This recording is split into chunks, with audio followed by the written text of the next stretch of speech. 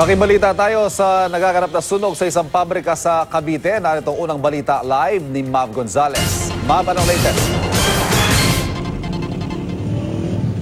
Ivan, alam mo, mahigit 12 oras nang nasusunog itong Cavite Economic Zone, pero hanggang sa ngayon ay medyo malaki pa rin yung apoy dito. Gayunpaman, yung usok ay hindi na kasing itim kagaya nung kahapon.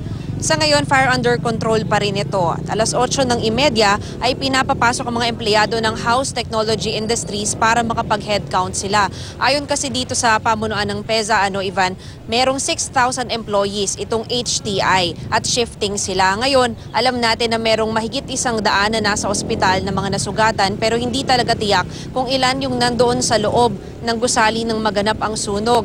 Habang hinihintay na ma-fire out ito para makapag-mapping operation itong mga bombero, ay ito muna yung naisip na solusyon para malaman nga kung merong naiwanan o na-trap doon sa loob ng gusali.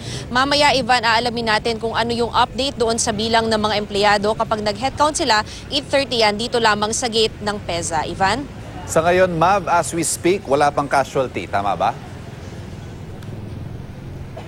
Tama, Ivan. Contrary dun nga sa mga lumabas sa social media na napakarami ng namatay, wala pa pong opisyal na inilalabas na bilang ng namatay dito sa sunog dahil hanggang ma-fire out nga ito at matingnan talaga yung loob ng gusali ay walang binibilang na patay ang ating mga otoridad. Ivan? Maraming salamat, Mav Gonzalez.